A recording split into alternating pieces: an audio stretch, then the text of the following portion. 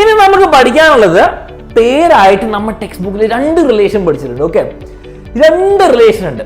നോക്കറേ, ആദ്യത്തെ നിങ്ങൾക്ക് നല്ല പരിചയം ഉണ്ടാവും. എന്തായിരിക്കും? കാലി. സാറേ എനിക്ക് റിലേഷൻ ഒന്നുമില്ല. സങ്കടമായിരിക്കും, ചിലപ്പോൾ സന്തോഷമായിരിക്കും. എനിക്ക് സാറ് റിലേഷൻ ഒന്നുമില്ല. അപ്പം എൻ്റെ ലൈഫ് എന്താണ്? നമ്മുടെ ഈ ജാറൊക്കെ പോലെ അല്ലേ, എം ടി ആണ് അല്ലേ, എം ടി റിലേഷൻ. എന്താ ചെയ്യാ? പിന്നെ വേറൊരു കൂട്ടർ ആൾക്കാർ അല്ലേ, സാറേ എനിക്ക് വയ്യ ഈ ചെക്കന്മാരെ കൊണ്ട് അല്ലെ പെണ്ണുങ്ങളെ കൊണ്ട് എല്ലാ ദിവസവും സാറേ റിലേഷന്റെ പ്രപ്പോസൽ എല്ലാവർക്കും, നാട്ടിലെ എല്ലാവർക്കും എന്നോട് പ്രപ്പോസ് ചെയ്യണ റിലേഷൻ. എനിക്ക് വയ്യ, എന്നെ കൊണ്ട് ഞാൻ സമ്മതിച്ചു, എന്നെ കൊണ്ട് തന്നെ എനിക്ക് പറ്റുന്നില്ല. എല്ലാവർക്കും എന്താണ് എന്നോട് റിലേഷൻ വേണം. എന്താ ചെയ്യുക? എനിക്ക് വയ്യ. അതിന് നമ്മളൊരു universal relation. Okay, universal relation. Okay, M T relation നമുക്ക് വലിയ ബുദ്ധിമുട്ടൊന്നുമില്ല മനസ്സിലാക്കാൻ വേണ്ടിയിട്ട്.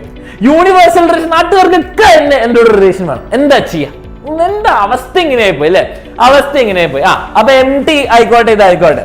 അപ്പൊ ഇതിന് 2 പേരിട്ടു എന്നുള്ളൂ. അപ്പൊ എം ടി റിലേഷൻ എന്ന് പറഞ്ഞാൽ ബേസിക്കലി എന്താണ്? ഫൈ. എം ടി റിലേഷൻ എന്ന് പറഞ്ഞാൽ ഫൈ നമ്മൾ നേരത്തെ കണ്ടു. ഒരു സബ്സെറ്റ് എപ്പോഴും ഫൈ ആയിരിക്കും. ആ ഫൈ എന്നുള്ള സബ്സെറ്റാണ് എം ടി റിലേഷൻ. ഇതിനെ എം ടി റിലേഷൻ എന്ന് വിളിക്കും.